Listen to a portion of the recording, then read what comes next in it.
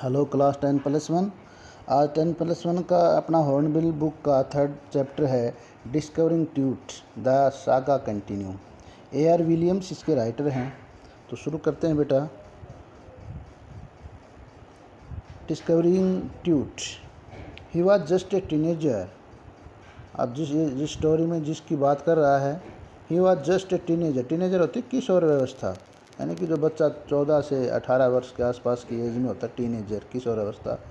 कहते हैं वो अभी टीनेजर में ही था, किशोर अवस्था में ही था। व्हेन ही डाइड, जब उसकी मृत्यु हुई। जिस राजा के बारे में, किंग ट्यूट के बारे में बात हो रही है, वो सिर्फ टीनेजर में ही था जब वो राजा भी बन गया और एक्सपायर भी हो चुका था। The last heir of a powerful family. आखिरी ईयर होता है वंशज, हेरिडिटी से ईयर बना है। The last heir of a powerful family, उस ताकतवर शक्तिशाली परिवार का वो आखिरी वंशज था। That had ruled Egypt and its empire for centuries, जिसने मिस्र के ऊपर कई शताब्दियों तक साम्राज्य किया, इसके ऊपर शासन किया। He was laid to rest laden with gold. कहता कि अब वो लेड टू, उसको लिटाया गया है। रेस्ट लेडन विद गोल्ड, सोने से लाद करके, यानी कि जब उसकी मृत्यु के बाद उसको जब दफनाया गया तो सोने के साथ उसको लाद के दफनाया गया है। एंड इवेंचुअली फॉरगॉटन, और फिर बाद में आखिरकार उसको फिर वो भूल गए। Since the discovery of his term in 1922, जब से उसकी जो टम्ब थी, उसकी कब्र थी, उसकी खोज हुई। कब खोज हुई? 1922 में। तब से the modern world has speculated, कहता है कि जो आज का आधुनिक संसार है, इस बारे में स्पेकुलेटेड का मीनिंग होता है अटकलें लगाना। The modern world has speculated about what happens to him. आज आधुनिक युग उसकी मम्मी को देख के, जब उसकी कब्र 1922 में खोजी, तभी से इस बात की अटकलबाजी लगा रहा है कि उसके साथ आखिर हुआ क्या था। विद मर्डर बीइंग, शायद उसकी हत्या हुई होगी। The with murder being the most extreme possibility, सबसे अधिक संभावना लोग उसकी हत्या की जता रहे हैं कि शायद उसकी हत्या हुई होगी। Now living his term for the first time in almost 18 year. अब कहता है कि उसकी जो कब्र है उससे उसको निकाले अभी भी लगभग 80 वर्ष हो चुके हैं, यानी 1922 के आसपास की बात है। Tweet has undergone A CT scan. Tweet को, राजा ट्यूट की जो मम्मी थी, उसको सीटी स्कैन में से निकाला गया, उसकी सीटी स्कैन की गई। That offers new clue about his life and death. कहता है कि उससे नए नए क्लू, नए हमें नई नई जानकारियाँ प्राप्त होंगी उसके जीवन की, उसकी मृत्यु के बारे में।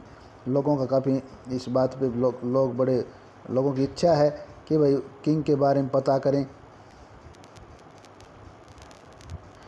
एंड प्रोवाइड्स प्रीसीज डाटा, और कहता है कि जो बिल्कुल सही जानकारी, provide precise data for an accurate forensic reconstruction of the boys pharaoh. Pharaoh बोलते हैं, किंग को ही फेरो बोलते हैं। तो जो ये बचपन में जो राजा बना था बॉयज़ फेरो, उसकी बॉडी की फॉरेंसिक रिकन्स्ट्रक्शन, कहता है उसकी वैज्ञानिक जांच पड़ताल के सही जानकारी प्रदान हो सके, इसके लिए उसका सीटी स्कैन किया जाना था।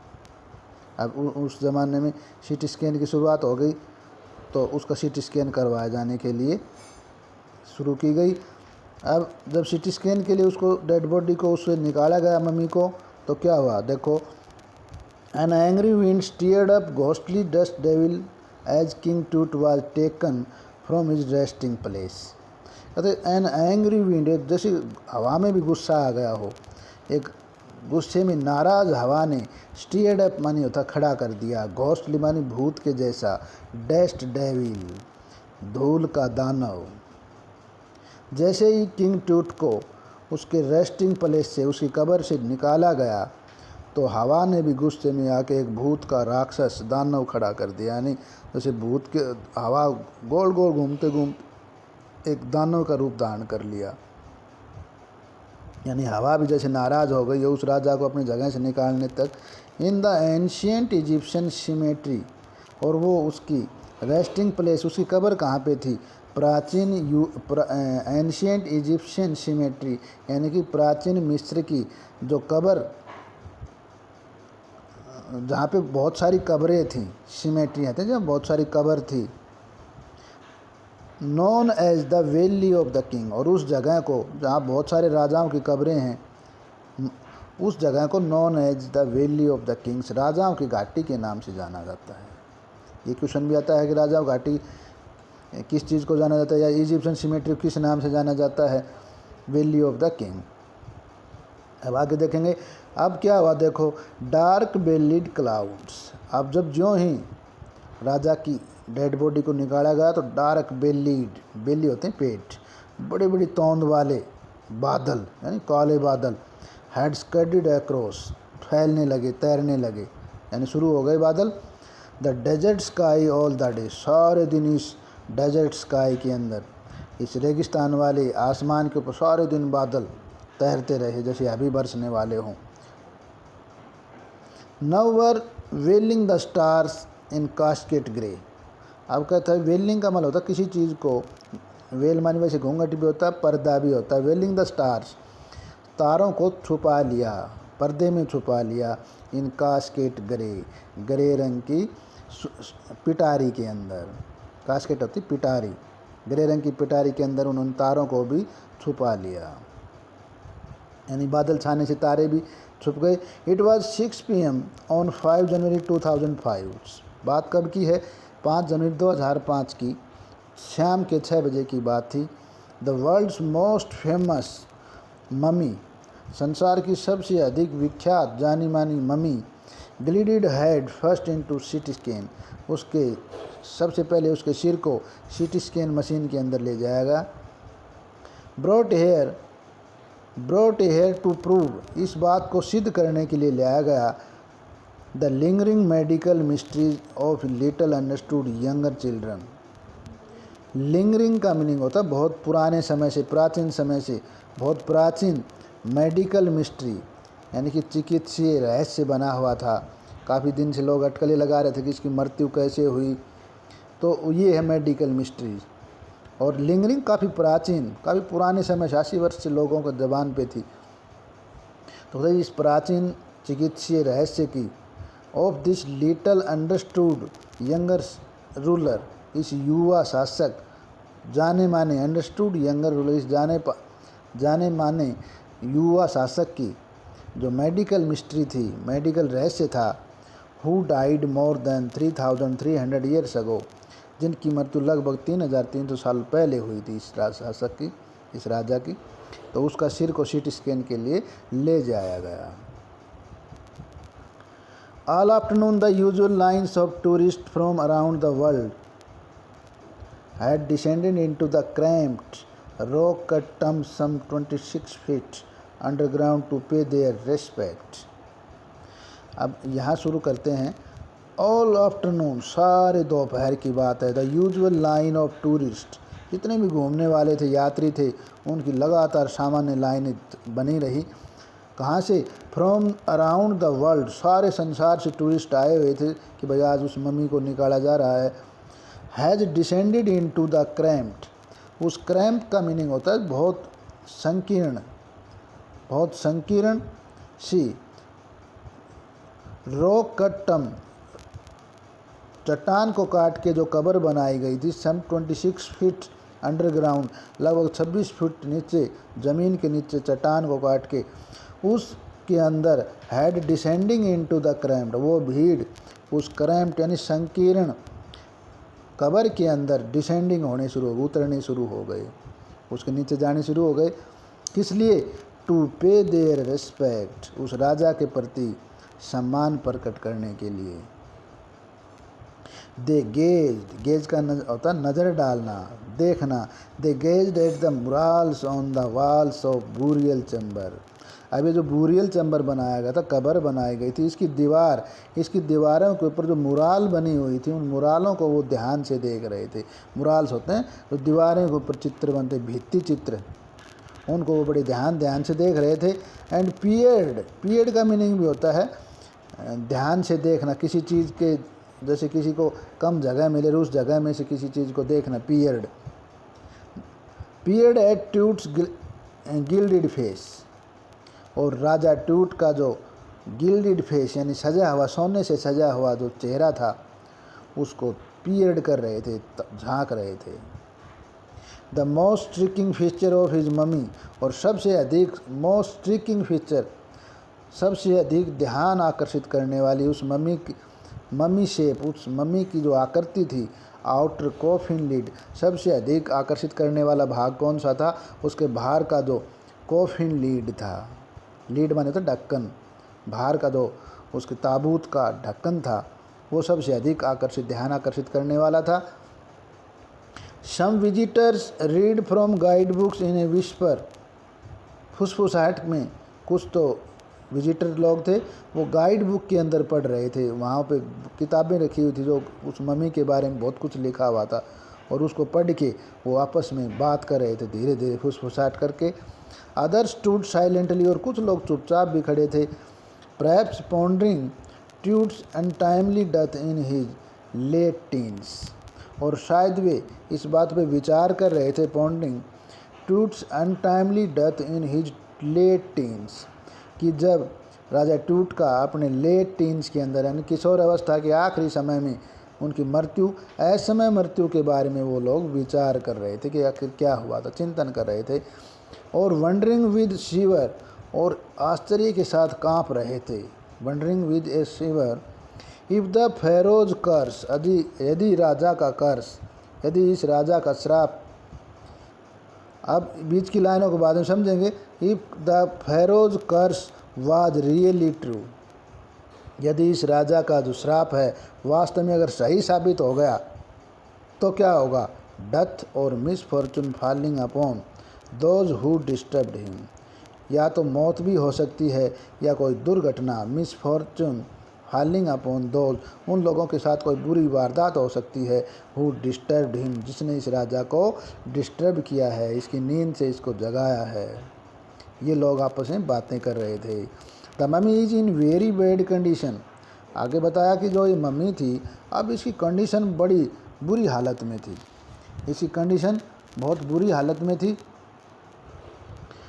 Because of what Carter did in the 1920, क्योंकि जब 1920 में कार्टर ने इसका जो हाल किया था, अब क्या हाल किया था, पहले ये बताई बात किसने? Mummy is in very bad condition because of what Carter did in the 1920, कि मम्मी की हालत बहुत बुरी दयनीय हालत में थी वो मम्मी। और व्हाट कार्टर डिड इन 1920, कि कार्टर ने जो 1920 में उसके साथ किया था। सेड जाही अब्बास ने ये बात कही, और जाही अब्बास कौन था? Secretary general of Egypt, supreme council of antiquities. जाही अब्बास कौन थे? कि जाही अब्बास मिस्र की पुरातत्व की जो वस्तुएं थी उनके उच्चतम परिषद के महासचिव थे। सुप्रीम काउंसिल ऑफ एंटिक्विटीज़ यानी उच्च परिषद के सेक्रेटरी जनरल, महासचिव जाही अब्बास ने कही कि जब 1920 में इस मम्मी को कार्टर ने खोज की तो तब से इसकी हालत बहुत ख़राब है, यानी उसने अच्छी तरह देखभाल नहीं की। As he lean over the body for a long first look, जैसे ही उसने लीन ओवर का मैंने मतलब झुक के देखना, lean over the body for a long first look, जब पहली बार उसने देखा तो उस बॉडी के ऊपर झुक के उसने देखा तो ये बात कही कि भाई ये तो बहुत ख़राब हालत में है। हावर्ड कार्टर जिसका पूरा नाम था हावर्ड कार्टर, दैट इज़ वो वही आदमी था, was the British archaeologist who is in 1922 discovered Tute's tomb after years of futile searching। अब कहता कि ब्रिटिश का एक आर्कियोलॉजिस्ट ने पुरातत्व विभाग के जो मेंबर होते हैं आर्कियोलॉजिस्ट था, हु इन 1922 डिस्कवर्ड ट्यूट्स कम, जिसने 1922 में राजा ट्यूट की इस टम्ब को, कब्र को खोजा था। After years of futile searching, कई सालों की व्यर्थ की निष्फल प्रयासों के बाद, यानी कई सालों उसके प्रयास ऐसे ही चलते रहे, कई सालों तक उसको सफलता नहीं मिली। उसके बाद उसको 1922 में ये राजा टूट की कब्र का उसको पता लगा था। फ्यूटाइल सर्चिंग माने निष्फल प्रयास। इट कंटेंट्स, इसके अंदर क्या क्या सामग्री थी। इट कंटेंट्स दो हेस्टिली रेन शेक का मीनिंग होता है चुरा ली गई, लूट ली गई। दो हेस्टिली रेन शेक इन एंटिकिटी, इसकी पुरातत्व विभाग की जो पुरानी वस्तुएं थी, एंटिकिटीज प्राचीन वस्तुएं थी, इनको जल्दबाजी में, हेस्टिली जल्दबाजी में रेन शेक लूट लिया गया। वर सरप्राइजिंगली कंप्लीट, और इस प्रकार आश्चर्यजनक रूप से इसकी खोज कंप्लीट हुई। They remain the richest royal collection ever find, और आज भी उनके द्वारा इकट्ठा किया गया सबसे अधिक शाही संग्रह आज भी पाया जाता है। वो लूट वहाँ ब्रिटेन के अंदर इकट्ठा है। And have become part of Pharaoh's legend, और इस प्रकार वो कार्टर फैरो की जो पौराणिक कथा है, राजा फैरो की, इस राजा की जो पौराणिक कथा सुनाई जाती है उसका भी वो एक हिस्सा बन गया। यानी उसके साथ साथ राजा की कहानी के साथ साथ अब कार्टर की भी बात बताई जाती है, वो भी एक इस कहानी का हिस्सा बन गया। स्टैंडिंग होता है स्टैंडिंग आर्टिफैक्ट इन गोल्ड। अब इसने बताया स्टैंडिंग आर्टिफैक्ट इन गोल्ड की इसकी जो स्तब्ध करने वाली, स्टैंडिंग का मतलब तो हैरान कर देने वाली, इसकी जो सोने से बनी हुई स्तब्ध कर देने वाली जो कलात्मक वस्तुएं हैं, आर्टिफैक्ट्स, देयर एटर्नल ब्रिलियंस, और इनकी जो ब्रिलियंस है, चमक है, वो एटर्नल है, शाश्वत है, कभी भी ख़त्म नहीं होने वाली चमक। मीन टू गारंटी, वो शायद ये इस बात की गारंटी देती है, मीन टू गारंटी रिसरेक्शन का मीनिंग होता है पुनर्जीवन, कि आदमी का फिर दोबारा जन्म होगा। तो कहता कि इस तरह से सजा के चमक दमक से उसकी कब्र बनाई गई है, तो वो शायद रिसरेक्शन की गारंटी देता है कि भाई उन लोगों का विचार था कि राजा का दोबारा जन्म होगा और उसको ये सारी चीज़ों की ज़रूरत पड़ेगी। काज ए सेंसेशन का मीनिंग सनसनी पैदा कर दी। Caused a sensation at the time of discovery, इसकी खोज के समय ये सनसनी का कारण बन गया, सनसनी पैदा कर दी। And still get the most attention, और आज भी सर्वाधिक ध्यान आकर्षित करती है, लोगों का सबसे अधिक ध्यान आकर्षित होता है। बट टूट was also buried with everyday things, लेकिन राजा टूट को दफनाया गया था किन चीज़ों के साथ, एवरीडे थिंग्स, रोज़मर्रा की चीज़ें, जो रोज़ाना दैनिक चीज़ों की ज़रूरत होती है उन चीज़ों के साथ, यानी राजा की कब्र के साथ जो उसको रोज़ाना की चीज़ें, दैनिक रोज़ जिन चीज़ों को प्रयोग करता था उन चीज़ों को भी दफनाया गया था। उसके साथ साथ he had want in the after life, यानी जीवन के बाद उन चीज़ों की उसे ज़रूरत थी, जो चीज़ चाहता था, यानी उन लोगों का विश्वास था कि बाद में पुनर्जन्म लेगा तो उनको इन चीज़ों की फिर ज़रूरत पड़ेगी। He had want in the after life, जीवन के बाद यानी मृत्यु के बाद भी इन चीज़ों की ज़रूरत पड़ेगी। तो कौन सी चीज़ उसके साथ दी उन्होंने, बोर्ड गेम्स, शतरंज के खेल का जो बोर्ड था, ए ब्रॉन्ज रेजर, एक ब्रॉन्ज कांसे की बनी हुई रेजर थी। लिनन अंडरगारमेंट्स, और अंतर्वस्त्र लिनन के बने हुए। Case of food and wine, शराब और भोजन के डब्बे रखे हुए थे, केस, पैकिंग रखी हुई थी। After month of carefully recording the pharaoh's funerary treasure, funerary treasure का मीनिंग होता है जो दफन संबंधी जो सामग्री थी, दफन संबंधी धन दौलत, यानी जब उसका दफनाया गया, फनरेरी होता है दफनाना, ट्रेजर मानी खजाना, दफनाने के समय जो खजाना राजा का था। After month of carefully recording, कई महीनों तक को महीनों तक ध्यानपूर्वक सूचीबद्ध करने के बाद Carter began investigating his 3 nested coffin. Carter ने उसके एक दूसरे में रखे 3 ताबूतों की जांच आरंभ की। 3 ताबूतें, एक के अंदर दूसरा था, इस प्रकार 3 लेयर थी। ओपनिंग द फर्स्ट, सबसे पहले को खोला गया। He found a shroud adorned with garland of willow and olive leaves. सबसे पहले के अंदर श्राउड होता कफन, श्राउड होता कफन, अडोर्न्ड होता सजा हुआ, आकर्षित, उसे सजा हुआ कफन मिला। With garland of willow and olive leaves, willow के फूलों की माला, यानी फूलों की माला, और ऑलिव लीव्स होते हैं जैतून के पत्ते, जैतून के पत्ते और फूलों की माला से सजा हुआ कफन मिला उनको। और क्या मिला? वाइल्ड सेलेरी, जंगली अजवाइन, लोटस पिटेल्स, लोटस के यानी कमल के फूल की पंखुड़ियाँ, एंड कॉर्न फ्लावर्स, मक्के की, मक्का मिला, मक्के कॉर्न फ्लावर्स, मक्का मिले। The faded evidence of a burial in March और अप्रैल। अब ये जो फीके पड़े हुए जो सबूत थे, ये ऐसा इस बात के सबूत थे कि शायद मार्च और अप्रैल के महीने में राजा को बूरियल किया गया हो, दफनाया गया हो। अब ये बात कैसे साबित होगी भाई मार्च और अप्रैल में दफनाया गया हो? क्योंकि जो वाइल्ड सेलेरी है, मक्का के भुट्टे हैं, ये उन मार्च और अप्रैल में ही ये मिलती थी लगभग उन दिनों। तो ये सामग्री, फूल पत्ते जो रखे गए थे, इनसे पता लगता है कि शायद उसको मार्च और अप्रैल में दफनाया गया हो। When he finally reach the mummy, और जब वो आखिर में उस मम्मी के पास पहुंच गए, मम्मी के, दाव ही रन इनटू ट्रबल, हालांकि अब उसको बहुत अधिक परेशानियों का सामना करना पड़ा। अब परेशानियां क्या थी? रिचुअल रीजन्स, अब जो पिघलाई हुई जो राल बनाई थी सोने की, हैड हार्डन, अब वो बहुत अधिक मजबूत हो गई।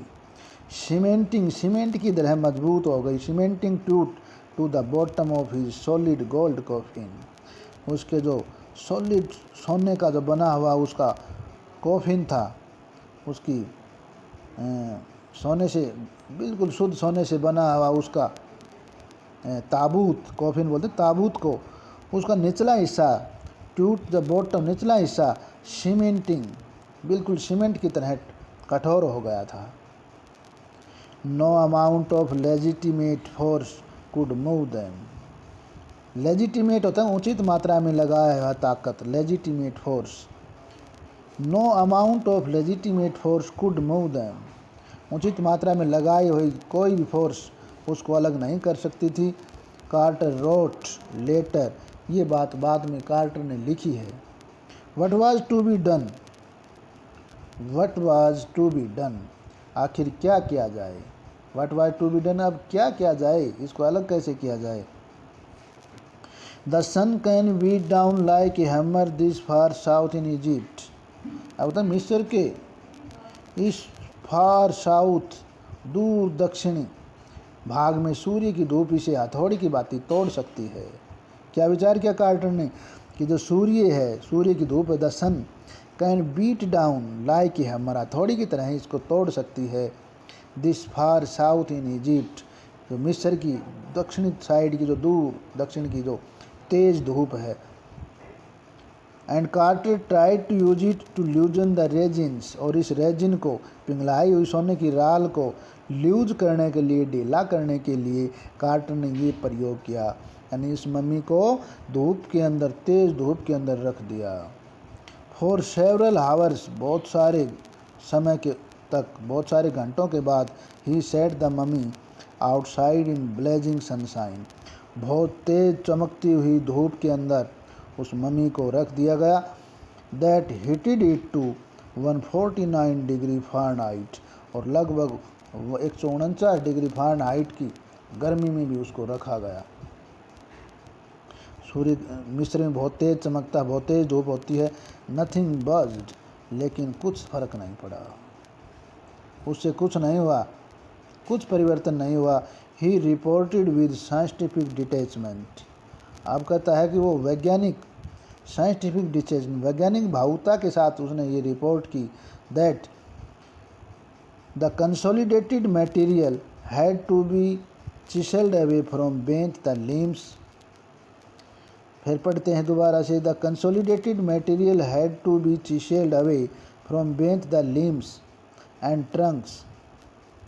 अब द लिम्स एंड ट्रंक्स, उसके अंग, शरीर के अंग और धड़ के नीचे की जो हिस्सा था उसको चिसल्ड अवे, छेड़ियों से उसको दूर किया गया। द कंसोलिडेटेड मटेरियल, जो इतना ज़बरदस्त मटेरियल, कंसोलिडेट मटेरियल हो चुका था, इतना सख्त मटेरियल था, राजा के अवशेषों को उठाना, इतने जमे हुए पदार्थ को, उसके अंगों को, धड़ को नीचे से छेनी से काटना पड़ा। Before it was possible to raise the king's remains, राजा के रिमेन्स, राजा के जो रिमेन्स हैं, अवशेष, उनको उठाने को संभव बनाने के लिए उनके लिम्स और ट्रंक्स, धड़ और अंगों को नीचे से छेनी हथौड़ी से, चिसल्ड अवे, छेनी से अलग करना पड़ा। इन हिज डिफेंस, अपने बचाव में, Carter really had little choice, Carter के पास बहुत थोड़ी, वास्तव में कम विकल्प थे। If he had not cut the mummy free, अगर वो काट के उस मम्मी को अलग नहीं करता, thieves most certainly would have circumvented, तो ये बहुत अधिक संभावना थी। Thieves most certainly would have, अवश्य ही चोर, सर्क्यूमेंटेड, इसको चुरा ले जाते, इसके सोने की, शुद्ध सोने का बना हुआ सामान था, इसको चुरा ले जाते। The guards and ripped it apart to remove the gold, और भी बताया इसने कि चोर तो इसको निश्चित रूप से, इसके जो रक्षक थे, गार्ड थे, उनको चकमा देकर, गार्ड्स एंड रिप्ड अवे, उनको चकमा देके इसके गार्डों को, apart to remove the gold, इसके सोने को ले जाते। इन ट्यूट्स टाइम, राजा के समय, द रॉयल वर फेबुलसली वेल्थी। अब राजा के समय की बात है कि राजवंश था, ट्यूट के समय का जो राजवंश था वास्तव में बड़े विस्मयकारी रूप से धनी था। फेबुलसली माने बड़े विस्मयकारी ढंग से, बड़ा धन दौलत वाला इसका राजवंश था। एंड दे थॉट, और उन्होंने सोचा और होप्ड, ये उम्मीद भी की, they could take their rich with them, rich माने उनके धन को, कि राजा अपने धन को साथ ले जा सकते हैं, मौत के बाद भी अपने साथ ले जा सकते हैं। For his journey to the great beyond, कि अपनी जो बहुत बड़ी यात्रा, यानी कि मृत्यु के बाद, आदमी के जीवन के बाद की जो यात्रा है, उसके साथ भी शायद राजा अपने धन को वापस ले जा सकते हैं। टू टेक देयर रिचेज, अपने धन को ले जा सकते हैं। For his great to the great beyond, अपने पीछे महान यात्रा के लिए उसे खुले दिल से। और क्या दिया, किंग टूट वाज लेविस्ड विद ग्लिटरिंग गुड्स, राजा टूट को चमकदार वस्तुओं से लेविस्ड यानी लाद दिया गया। प्रीसियस कॉलर, बहुत शुद्ध सोने से बना हुआ बहुमूल्य कॉलर। इनलेड नेकलेस, जड़ाऊ हार। ब्रेसलेट्स, हस्तबंद, ब्रेसलेट होते कंगन वैसे। रिंग्स, अंगूठियाँ। एम्यूलेट्स, ताबीज। ए सेरेमोनियल एप्रन, और अनुष्ठानिक चोगा, जो किसी विशेष अनुष्ठान के ऊपर पहना जाता है, वो चोगा उसको दिया गया। सैंडल दिए गए, चप्पल। स्लेट्स फॉर हिज फिंगर्स, और उसकी उंगलियों में पहने जाने वाले शेट्स फॉर हिज फिंगर, उंगलियों में पहनने, हाथ और पैरों की उंगलियों के लिए अंगुस्ताने। शेट्स, फिंगर एंड टोइज, हाथ और पैरों की उंगलियों में पहने जाने वाले अंगुस्ताने। And the now iconic inner coffin, और एक बहुत ही मूर्तिनुमा ताबूत आइकॉनिक इनर कॉफिन, मूर्तिनुमा ताबीर एंड मास्क, और एक मास्क भी था उसके लिए, नकाब। ये सब सामान उसके साथ था। ऑल ऑफ प्योर गोल्ड, और सब के सब सारे प्योर सोने के बने हुए थे। To separate Tut from his adornment, उसकी इस अडोर्नमेंट को,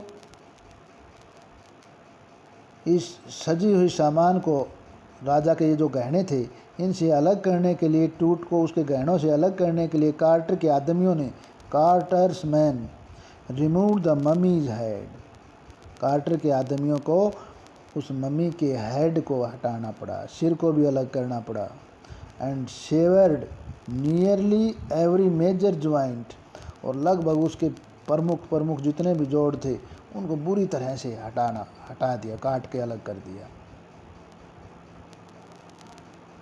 वंस दे हैड फिनिश्ड, एक बार जब उन्होंने ये काम पूरा कर लिया, they reassembled the remains on a layer of sand in a wooden box, फिर एक लकड़ी के बक्से में रेत की एक परत जमाई और उसके ऊपर इसके सारे अवशेषों को रीअसेंबल, दोबारा से उसके अंगों को जचाया गया। विद पैडिंग, बॉक्स के अंदर कुछ पैडिंग डाली गई, घास फूस उसके अंदर डाली गई। That concealed the damage the bed where Tut now rest, कहता है कि उस जिसने टूट फूट को ढक दिया, और अब राजा टूट उसी बिस्तर पर आराम कर रहे हैं। यानी कहाँ सोने का बिस्तर था, सोने का बना हुआ, अब वो टूट कहाँ रेस्ट कर रहा है, वुडन बॉक्स के अंदर। पैडिंग होते हैं जो अपने चावल के अवशेष होते हैं, धान के अवशेष, घास फूस के अंदर उसको लेटा दिया गया। Archaeology has change substantially in the intervening decades, बीच के दशकों में पुरातत्व विज्ञान बहुत अधिक बदल गया। फोकसिंग लेस ऑन ट्रेजर, कहते हैं अब खजाने के ऊपर इतना ज़्यादा ध्यान नहीं दिया जाने लगा। And more on the fascinating detail of life and intriguing mystery of death, कहते पहले तो शुरुआत में तो जो आर्कियोलॉजी वाले थे उनका क्या ध्यान था कि भाई खजाना लूटने का था, लेकिन अब जो आधुनिक इंटरवेनिंग डिकेड्स आने वाली, अब आधुनिक जो दशक थे, इनमें उनका फोकस यानी ध्यान लेस ऑन ट्रेजर, खजाने पर कम, मोर ऑन फैसिनेटिंग, ज़्यादा अधिक आकर्षित कर देने वाले क्या, डिटेल ऑफ लाइफ, जीवन की विवरण, and intriguing mystery of death, और उसकी मृत्यु का जो रहस्य था उसके ऊपर ज़्यादा उनका ध्यान आकर्षित हो गया। It also uses more sophisticated tools, और इसके लिए और अधिक सोफिस्टिकेटेड, अति आधुनिक यंत्र भी आ गए अब, इंक्लूडिंग मेडिकल टेक्नोलॉजी, और ख़ासकर उसमें चिकित्सीय तकनीकी भी उसमें शामिल हो गई। इन 1968 सन 1968 में, मोर देन 40 ईयर्स आफ्टर, लगभग उस मम्मी की खोज के 40 साल के बाद, कार्टर डिस्कवरी यानी कार्टर की खोज के 40 वर्षों के बाद, an anatomy professor x-rayed the mummy, एक शरीर विज्ञान के प्रोफेसर ने उस मम्मी का एक्सरे किए गए। रिवील्ड ए स्टार्टलिंग फैक्ट, ताकि इसके बहुत अधिक से अधिक इसके फैक्ट, इसके पता लगाया जाए। शरीर से मम्मी का एक्सरे किए ताकि चौंकाने वाले तथ्य उजागर किए जाएं। स्टार्टलिंग फैक्ट, चौंकाने वाले। Went the reason that cakes his chest, अब कहता है कि लार, रीजन होती है लार, जो सोने को पिघला के लार बनाई गई थी, लार के नीचे जो उसकी छाती पर कठोरता से जमी हुई थी। हिज ब्रेस्ट बोन, उसकी सीने की हड्डियाँ, एंड फ्रंट रिब्स, और सामने की जो पसलियाँ थी, फ्रंट रिब्स आर मिसिंग, वो सारी गायब थी। Today diagnostic imaging can be done with computed tomography. Computed tomography, ये सीटी स्कैन की फुल फॉर्म है, कंप्यूटेड टोमोग्राफी। कहते हैं today diagnostic imaging can be done with computed tomography. आज जो इसकी जो जांच डायग्नोस्टिक की जाती है, जांच की कल्पना भी की जाती है, वो सीटी स्कैन के द्वारा की जाती है,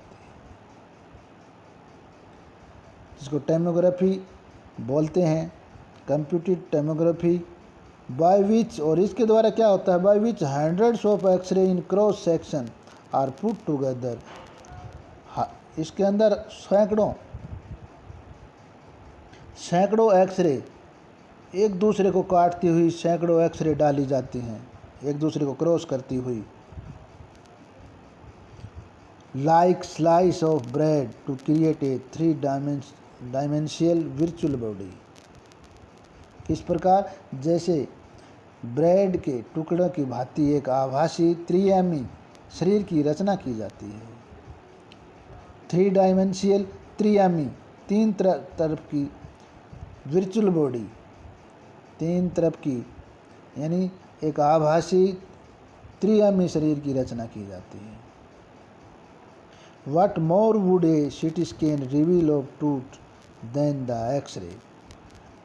अब ये कहता है कि what more would, अब कहता है कि एक्सरे से बढ़कर सीटी स्कैन ट्रूथ के बारे में क्या और प्रकट करेगा।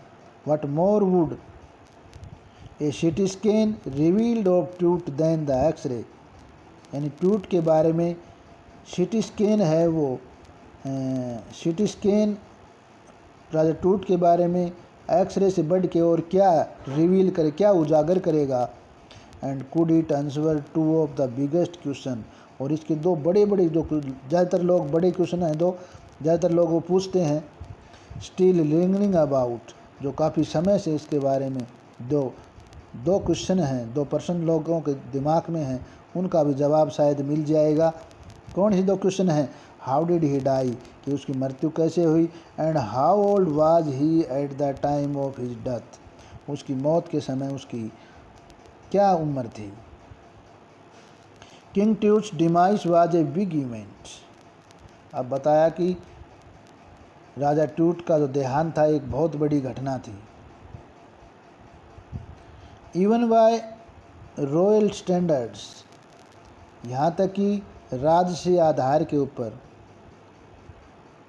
राजवंश के आधार के ऊपर राजा ट्यूट की जो मृत्यु थी वो बहुत बड़ी घटना थी, बहुत बड़ा आघात था, क्योंकि he was the last of his family line, अपने परिवार की रेखा में, परिवार की लाइन में, फैमिली लाइन में वो सबसे आखिरी राजा था। And his funeral was the death Ratle of A dynasty, और उसने बताया कि उसकी अंत्येष्टि उसके वंश के लिए मृत्यु की घंटी थी। रेटल ऑफ डायनेसिटी, यानी कि उसकी मृत्यु तो हुई थी, लेकिन इसके साथ साथ उसके परिवार की, राजवंश की भी मृत्यु हो गई थी। But the particulars of his passing away and its aftermath are unclear, परंतु उसके मरने के और उसके बाद के जो भी विवरण थे, पार्टिकुलर्स जो भी विवरण थे, वो सारे अनक्लियर थे, अस्पष्ट थे, कुछ भी स्पष्ट नहीं था।